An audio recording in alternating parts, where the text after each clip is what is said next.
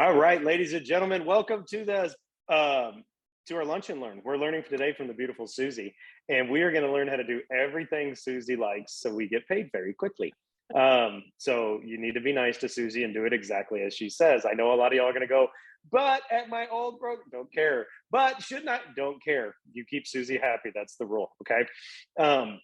Number two, guys, and we have imbued her with the power to reject anything and everything for any reason.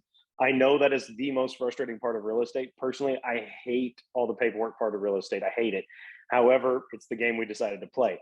With that being said, Susie is going to be a stickler about things, guys. I've said it before. I said it in an email we sent out the other day. A single piece of paper can ruin your life. You can get sued over a single piece of paper. So it's important that they're all there. And if it ever does come up, we need to be able to show that we've done everything we can as brokers to make sure that you are abiding by all the laws, the ethics, everything that's supposed to go on. So with that being said, ladies and gentlemen, if you haven't met Susanna Williams, this is her, Susie.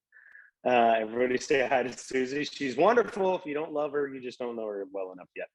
So I am going to make Susie in charge here. Hi guys, hope y'all are doing great. First thing is, of course, when you are ready to submit, we do ask for y'all to try to submit at least 3 days before closing, okay? And I say 3 days because it gives us the opportunity to make sure that everything is correct. If you're missing anything, I want to let y'all know that you're still missing something and you have that time to go ahead and finish it all up. I do reject some things and I do return it to you. I did just a few minutes ago, and I'll let you know that if I return it so that you can make the changes that need to be made. So whenever you submit for review, I don't know if some of y'all are new to dot-loop. Can you see my dot-loop here? Can y'all see it? It's tiny. Yes. Yes. Yeah, I can see it. Okay. So just to kind of give you, if you don't know how to do dot-loop, what you do is you're going to add loop whenever you're ready you have a file, you have a listing agreement, you have a buyer's rep agreement, whatever it is, you're going to add loop here, and you're going to label the loop. Preferably by the property address, but if not, I do see some that are labeled by the your client's first and last name, which is fine as well, as long as you know what file it is, or if there's an MLS number. If there's an MLS number and the other agent is using dot-loop, it'll bring all the information over. So we can I'll just do test, and then you'll just hit continue. And you'll select the loop that you want to create, whether it's a listing, buying, if it's a new build, commercial, land, farm and ranch, listing, and a leasing loop. Okay, so for this example, I'm just going to put a listing loop, and you'll hit continue, and you can upload a photo if you want, and then it'll create the loop for you. All the documents are going to be in this loop that you need. Some of y'all still use zip forms, which is fine. The good thing about if you use zip forms, you can just drag and transfer that document over to dot-loop. Once this comes up, the listing for sale, if there's a status, you'll hit the status, whatever it is, and then the listing price. You'll also enter your closing date. And then you're just going to go to view your loop. And it gives you all these documents that we've input into this loop. If you ever need anything that's not on here, just give me a text and email and I can upload it for you. Okay, so that's not a problem. There's other documents that, different transactions will require. So just keep in mind that you can just let me know and I'll upload it for you. There are some forms that are required.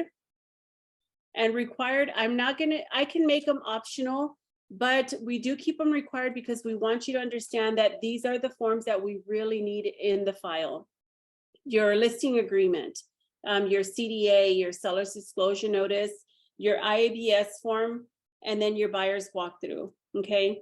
So if you, for some reason, don't have it, you still wanna let me know, you wanna put it on there, sign your name off on it, and then just go ahead and submit it. It's not gonna let you submit a loop until all of these required documents are checked off, okay? So, for example, just to kind of give you how to submit for review, and this is very important because I do get a lot of people who still don't know how to do it. So once you're ready to submit, at least remember 3 days before closing, you're gonna check off every single box that you need to submit, okay? And all the required ones have to be submitted, okay?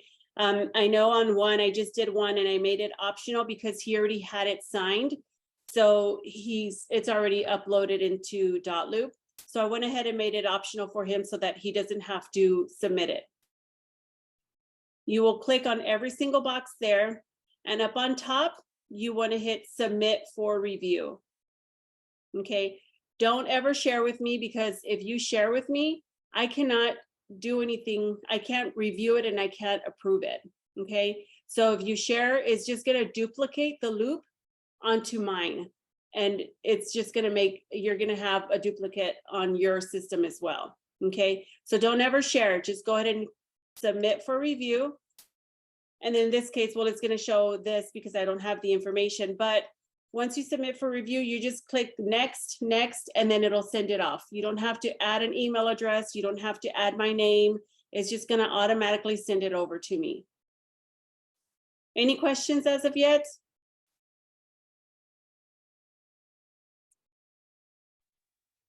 No? I don't have any questions, but I want to make sure a few people understand something. When you're going through these guys, and I'm going to shoot another quick video about how to just generally use .loop, but what she's saying about when you submit it, see where it's showing where it says submit for review. Up at the top there, guys, it's not the share button below. That's to send it to your client, to anybody else outside. The submit for review means it's going to Susie, and she is checking all the boxes that you sent her. She's reviewing that to make sure she can sign your CDA. So this should be the last step you do. Everything should already be signed. Everything should already be to the escrow companies. Every initial, everything, every amendment, everything should be done. And this is the last thing you do. You go, Susie, I'd like to get paid on it. You submit. That's when all the documents are signed and you're ready to submit it. So you'll hit submit for review. And then again on this, in this case, but I can show you one that shows, and I hope you don't mind, but Chris, I'm going to use your file if you don't mind. No.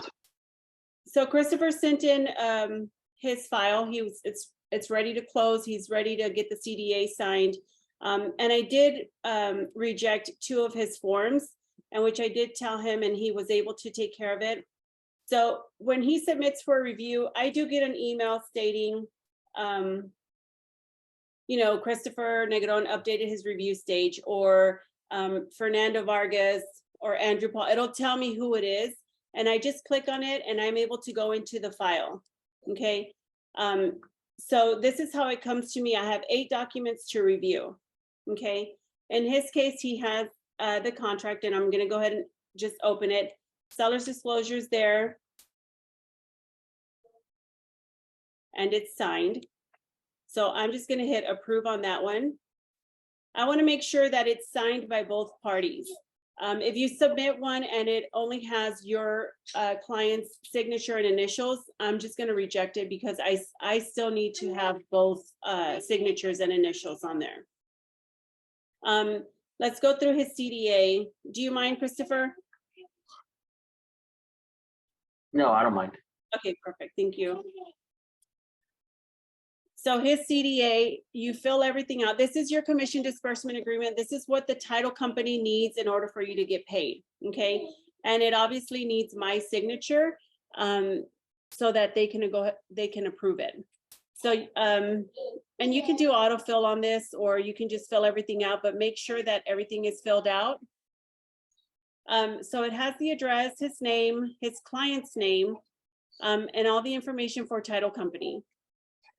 We know that the contract price, his commission rate, and then what his total commission is going to be.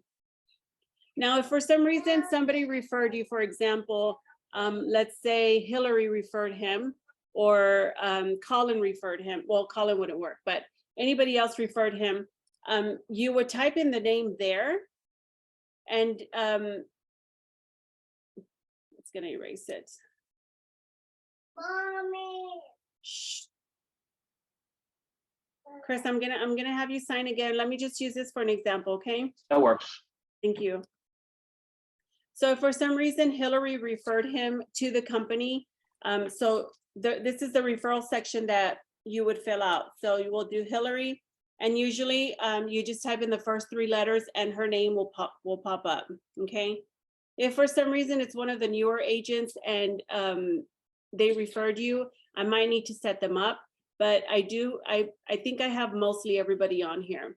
You'll just type in the first 3. Yes, go ahead. Sorry, real quick, ladies and gentlemen, this is also if you need a referral fee for somebody outside of the company. So for example, my godmother-in-law, her name's Robin, she sends me a lot of business from Corpus. So if somebody's moving from Corpus to San Antonio, I pay her a referral fee. That's where that goes as well. And you're going to need to talk to Susie about putting that up. Collin, I'm sorry. Or is that the other third party? That's going to be the third party. Sorry, the third party. Yep, my bad. That's okay. The referrals only for in-house, which is our agents, because the formula is set up to only distribute $100 to them. Okay. Now take in mind the $100 is going to come out of the White Line fee. It's not going to come out of your commission. Okay, so it's going to come out of our transaction fee. Okay, so it'll automatically put the $100 on there. Okay, you can't change it. If under team, if you are under a team, then you would put the information there. I do believe we have 3 teams on board, but we haven't had a lot of them on there. So these teams are already on here. So you would have to type in the information, type in the first 3 letters, or just select, and it'll show up. And then depending on the percentage, that's what it's going to show on there. This is the other third party. This is if you have a transaction coordinating company, if you're sending any money like a referral to somebody else, like Collin was stating, if you have to pay a different agent for something else, or you're giving back to your client or whatever it is, I've seen all of that. This is where you would put their information. Make sure that you put in their mailing address, only because Title has came back to me several times and said, hey, they put this on here and I don't have an address for them. So make sure you put in all the information, and then you'll type in the fee, whatever it is. If it's $1,200, you'll type it in and it'll automatically deduct on this side. So everything is calculated for you, okay? But make sure you put in their name. Go ahead. Susie, remind me to ask you later about what we're doing about collecting 1099s on that. Okay, sounds good. Okay, so let's take this off. So, okay. And then the White Line transaction fee, just depending, Christopher has been with us since the beginning, so he is grandfathered in at the $99. So for him, the White Line transaction fee is $99. Okay, if depending on the structure, if it's $399, you'll just type in the $399, and it'll already deduct the $100 off the referral if there's a referral. Okay, and then it'll automatically deduct on your agent commission. Sorry, guys. Go over there. And then on your agent commission, it'll automatically have the amount, but please make sure you put in your address if you're going to get your check mailed. I've gotten a couple of calls from title companies who have called me and said, hey, the agent's check is, they're saying it's going to go to the office. We don't want it to go to the office. We want to make sure that you get paid as soon as possible. So make sure you put your own address. If you want it to be wired, you can email the title company, or you can put it under the comments as well. I see a lot of agents who put their information under comments, and it's faster for y'all to get paid that way. And then again, you will have to sign it. If there's a team lead, they have to sign. And then most importantly, the signature for the broker or me would have to be signed. There's some agents who have tried to do it without my signature, and title will call me and they can't approve it until it's actually signed by me. So if it's not signed, you cannot get paid. So the sooner that you send in all your documents and get the CDA signed, the better for you. You can get paid right away. Any questions on the CDA? I know it went pretty fast. Susie, I got a probably unrelated question. Okay. You know, when we brought people onto the company and, you know, we got that bonus, Mhm. I just automatically got a check. I never had to do any of this. It automatically did it, right? I don't have to worry Well, about this. Yeah, you don't have to worry about it. Like, for example, in this case, Hillary doesn't have to worry about it. She's gonna receive a check in the mail from the title company. Okay. Right, As long- yeah, what I'm talking about was like Felipe. I brought him over, he signed up, he closed the deal, and I didn't do anything. I just got a magical check in the mail, which Yeah. was fantastic. So we don't have to do anything with that stuff? Nope. Okay. Not at all. No. And then, of course, we keep track of all the funds for the end of the year. So this is why it's very important for you to have the CDA correct. That way, at the end of the year, your numbers are correct. But yeah, if you're receiving a referral, you don't have to worry about anything. You don't have to do anything.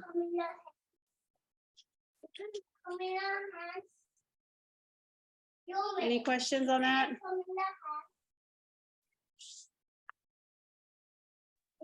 I have questions. Susie, do I send in the CDA with everything I'm submitting for review? Yes, always. So guys, it's not two separate things. It's at the same time. So you're going to go through, make sure all your check boxes look good, make sure everything's signed where it's supposed to be, your IABS, your representation agreement, any amendments, all that good stuff. Get it over to her, but you fill the CDA out the same time. If you do it properly, then Susie will sign this for you. You can just use that share button and send it over to escrow and you're done. Yeah. Me personally, I have a separate wiring page and I put in the comments, please wire, see attached wiring instructions. And then I have a voided copy of a check and all that good stuff in there. So, so they can see exactly what I'm doing. But guys, you can just use those notes too. If you do that properly, getting paid same day as closing is very realistic possibility. Mhm. Yeah, and that's important to make sure you have everything, and that's why we recommend for you to do it at least. Hold on, just sorry. Take Camila to the room, please, puppy. Close the door. So yeah, this is why we ask, you know, at least 3 days before, because if for some reason there's something missing, we want to make sure that you get it in on time. That way you have that time to submit it to your title company. And to submit your CDA to title company, all you have to do, like you have your CDA, you can share it to your title company. So for example, if title's not on here, you can, I don't know, let me, I have,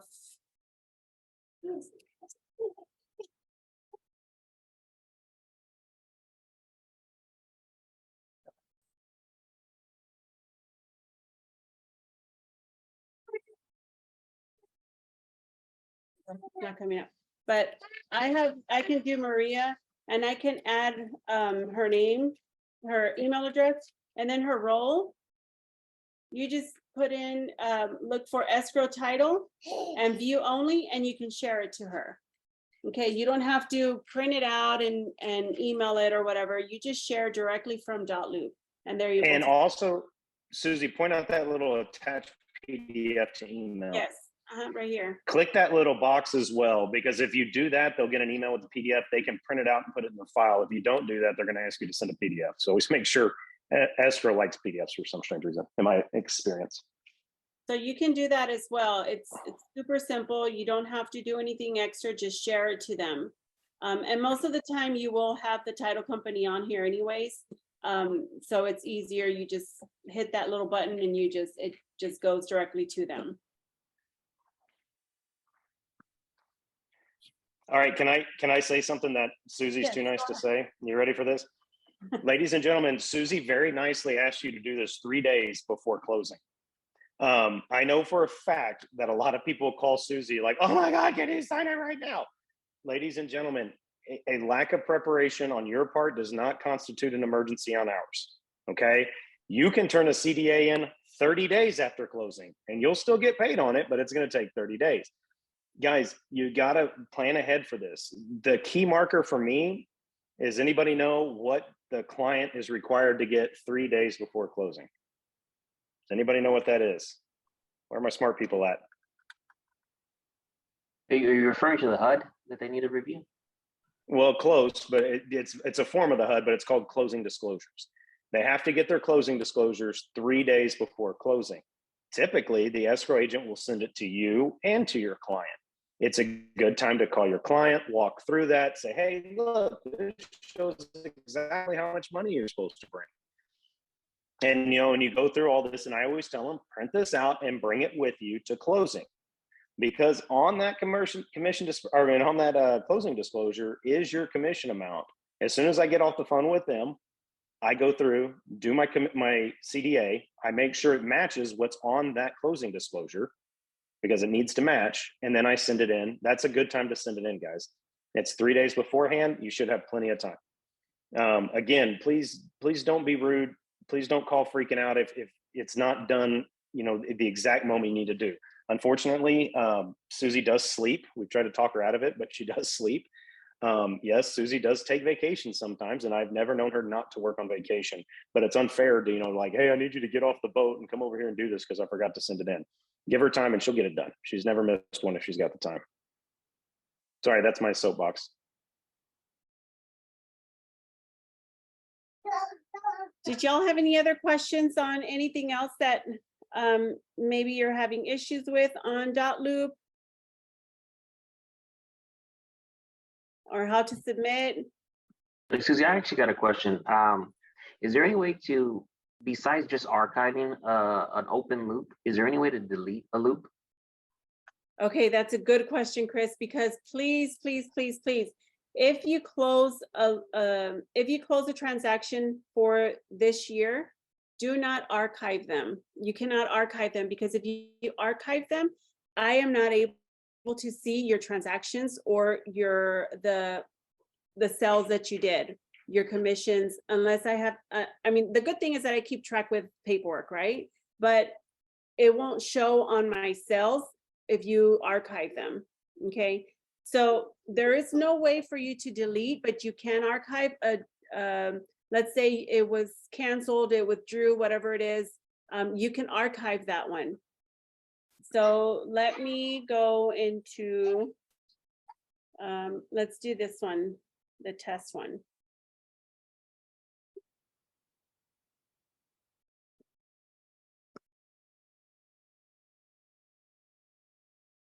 Okay, so what you can do is, the way I have it is just all by list. You might have yours first, your main screen as with the pictures, the boxes. But what you can do is, if you click on the 3 dots on the side, you can archive. It gives you the option to archive it. Okay, so if it's a transaction that you don't need in your .loop anymore, like I said, the only time you don't need it is if it's canceled. If it's still a transaction that you did close for 2023, do not archive them, because then I lose track of it. Okay, so just hit the 3 dots and archive it. Unfortunately, you can't delete anything, but you can archive.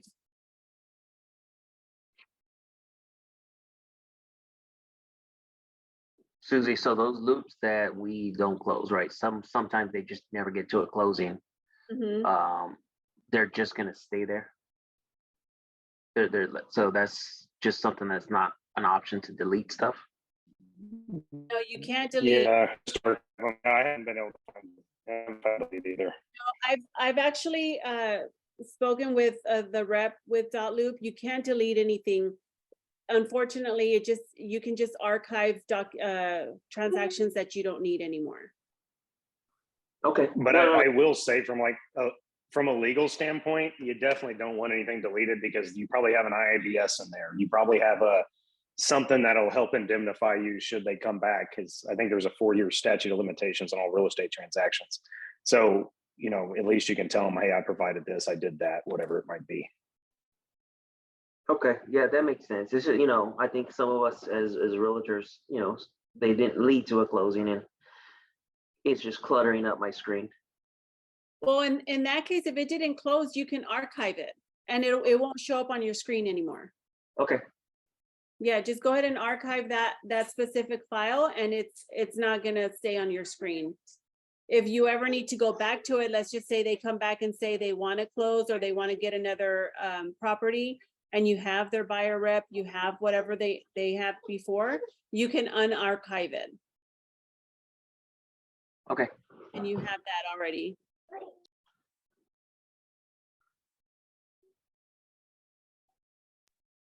So another thing is, of course, you have all your listings. Make sure that you have a buyer's representation agreement at all times, the IABS form signed, and then on your IABS form, your IABS form is already in there, but there is, and I had this today, where the IABS form is filled out for you in the system, okay? Please make sure that you leave it as is, where it has White Line Realty, Eric, and then the sales agent, that's your information there, okay? Don't ever leave it blank. Make sure that you always have everything filled out. So make sure that this is your information there. Everything else is already input for you. What else, Collin? That's all I'm thinking about. I think a lot of people miss that submit for review part up there.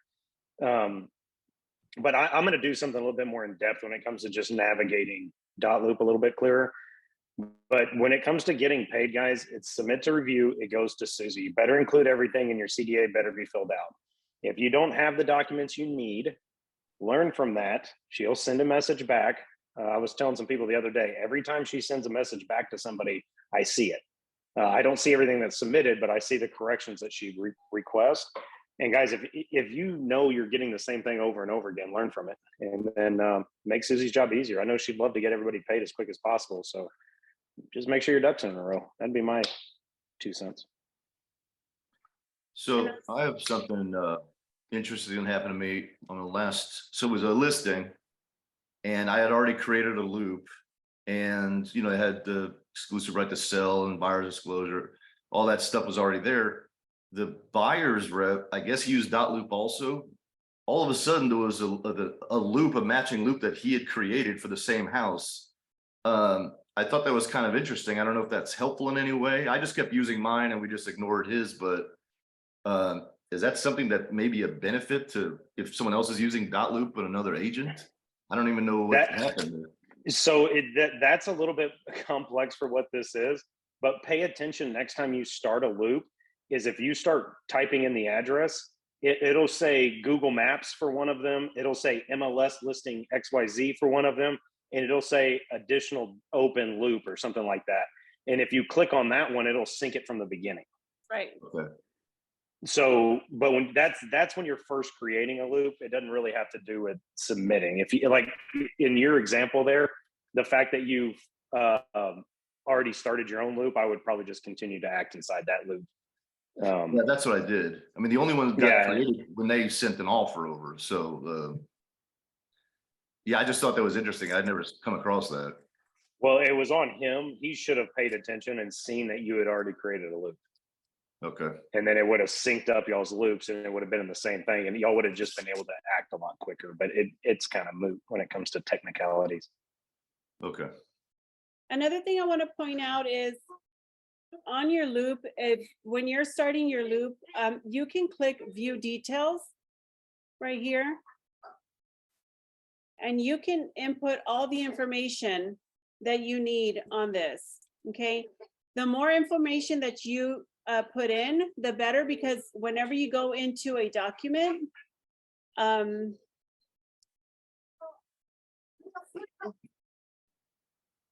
you go into a document, this will come out. You can autofill, and if you put in all the information, you don't have to keep typing the address. You don't have to keep typing your client's name. It'll autofill it for you. Okay, so that's another thing that you can do. Is if you go into view details and you type in all the information, whenever you open up another document, it'll autofill it for you. You don't have to type everything in again. So that's And with that being said, with that view details, scroll up for me, Susie, to where you get to the people involved, or down, or whatever it is. Sorry, I don't. No. Right where you're at. No, go back.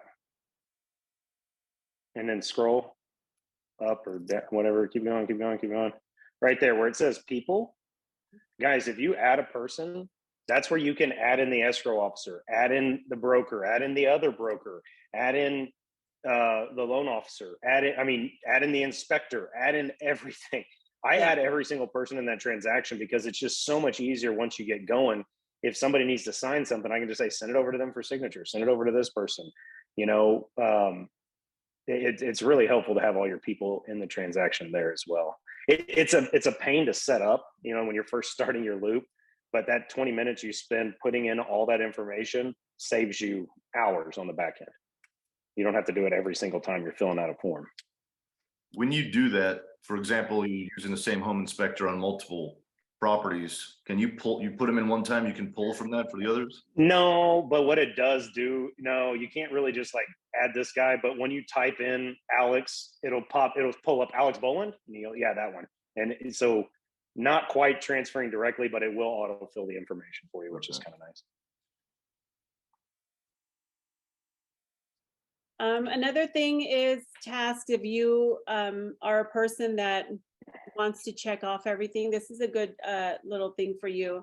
You can, anytime that you get something done, you want to check it off. That's kind of just for you if you want to utilize it. If not, I don't do it, only because I do everything handwritten. So I have my own little checklist when I have my file. New people, it's a great place to start. There's also provided checklist in the agents page as well. And then whenever, pretty much the last thing for you to do is, and I've noticed that a lot of people do not do this. When I receive the checks from title that you've already closed, I have to go in and make sure that everything is in the system before I even, write that off as closed. So for example, on some of them, whenever you're closed and you're done, we've gotten paid, you've gotten paid, it's very important for you to go back to your loop, and right underneath your address, it says select loop status, okay? Make sure you change it to sold. If it was terminated, terminated. If it was withdrawn, withdraw it. If it's under contract, make sure you put it on. Most of the time, this is what I see, is select loop status. There's nothing there for me to see. So if you submit it and I don't see anything there, I'm just gonna return it back to you, okay? I need to make sure that, because I pull my reports, and if Eric and Collin ask me like, hey, how many listings do we have this month?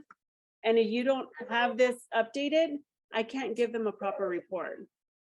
Okay, so please make sure that if it's under contract, make sure you put it under contract. When you close it out, make sure that it hits sold or done. Depending on the loop, it's going to have different options on here. But this is very important for you to fill out if you can. And again, I do see a lot that don't do it. So I have to go in, once I get the check, I go in and do it for you. But it's very important for you to do it once you know that you've closed already. A good rule of thumb is everything Susie has to do for you, it takes you that much longer for you to get paid. So beat her to the punch. Yeah, and it's once you start utilizing .loop more, it's super simple. You're going to be doing the same thing over and again. It just depends on what documents you need for this file. If you're an investor, if you're doing wholesale deals, exhibit alpha, please. I want to see that exhibit alpha in every single file if you have it. So make sure that you Okay. use that. Go ahead, Colin. Not just wholesale deals, guys. Not just wholesale deals. If it's anything for your personal investments and or a wholesale deal, doesn't matter. Everybody signs it. If it's not a traditional, you're working as a fiduciary for somebody else in a separate transaction, you don't need it. But if you're buying yourself a rental, must disclose. If you're buying yourself a flip, must disclose. If you're buying it through your LLC that you own more than 10% of, or whatever the number is, you need to disclose. So guys, anything that's investment related, you need to know.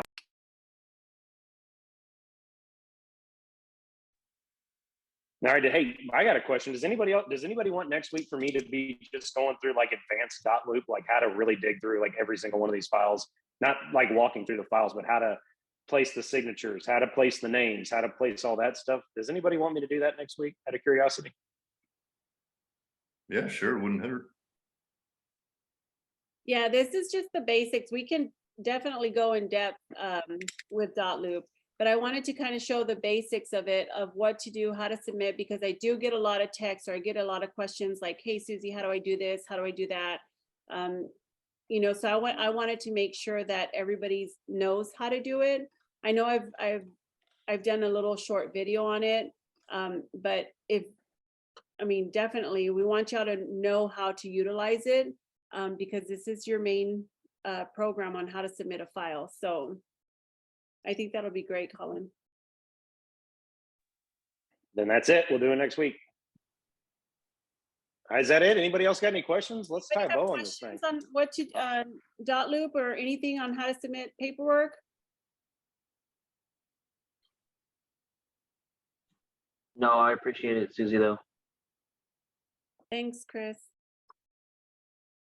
All right. Well, thank you so much, Susie. I'm going to go get something to eat. Yes, of course. Thank you, guys. I appreciate it. If you have any questions, please don't hesitate to reach out. Super simple, but this was just kind of like a brief on how to submit. If you want to go more in depth, like Colin said, let's try to schedule something for next week and go more in depth on it. But this was just the basic of dot loop and how you submit a transaction.